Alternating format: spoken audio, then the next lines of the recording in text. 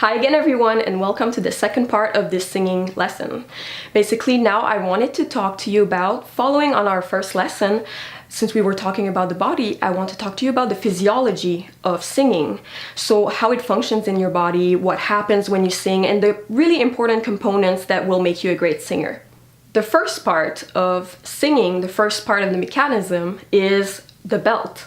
So basically the belt is where you will get all the power. When you put like tension a little bit, where you like engage the muscles in there, this is what will support all the air that will be into your core.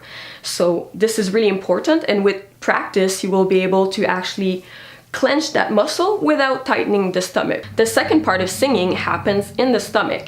So in the stomach, you have the diaphragm that is there, and as you inhale and you take in air in order to sing, the diaphragm wants to go down. The third part of the mechanism of singing is the chest area. Basically, you have the lungs in the back, that are your wings, and then when you inhale the air first fills in your stomach and lowers the diaphragm, and then the rest comes into the chest area and expands the lungs in order to have as much air as you can, so that you can be as much powerful as you can be.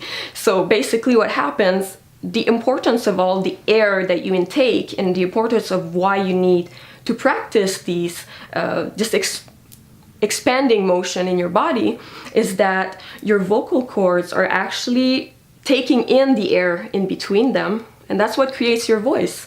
So making sure that your air intake is actually good will make a huge difference in your singing, and that's the reason why I would encourage you to always do breathing exercises. The fourth part of singing is the shoulders. So basically a lot of students, a lot of singers, when they start singing, they tend to be really tense, because one of the first goals always is to make our range much higher. Like, you want to have more power, you want to hit those high notes that everyone like struggles with at the beginning. So people tend to tense their shoulders. So to put it simply, the reason why it's bad to tense up your shoulders and why it's harmful to your progress is because it's gonna bend the tone of your voice, making it more... It's just gonna actually change your voice in a bad way. That's really unhealthy. So you don't want that. You want to learn a proper way, you want to do the perfect exercise for you to enhance your breathing and actually be relaxed to sing your best. The fifth part, actually the last part of the mechanism, happens in the throat and in the face. In the singing world, we often use the expression the mask, because basically when you sing, ultimately when the sound comes out of you, it comes out of this area, right? So above your neck. And all the bones, even the bones in your ears, the really tiny bones, will act as resonators for your sound, making it even more enhanced, even more powerful ultimately. So basically what you want to do, it's pretty simple. It sounds simple, it's not as simple when you practice it, but I know you'll get there.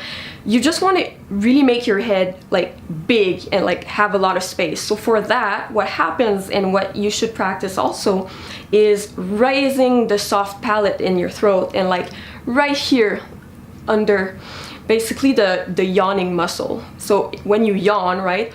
Oh, your sound is bigger than if you would just say like, ah. So now I'm gonna get Thor to show us how it's done. Hello. All right, Thor. So I'm trying to make the difference between just a regular ah and a yawning ah. Exactly. So like ah, ah, Exactly. Cool. You can actually hear the resonation that happens when he switches just the placement of where he puts his ah. So what happens? Resonant. So resonance is the type of sound, right? So there's the ah and then the ah. It's a different resonance. Yes, yeah, exactly. Okay. Resonance, I could explain it like if you were in a cave. So if you're in a cave, the sound resonates, right? It's kind of like an echo. It's bigger, it's darker, it's more resonating. And when you're against a wall, let's say, there's no resonation. It's just a flat ah. You know? So my ah is flat and my yawning ah is resonant. So exactly. Ah, ah. Exactly. So basically, you're using your voice and your mouth, your cavity, like the cavity of your mouth, as a resonator to make your sound better.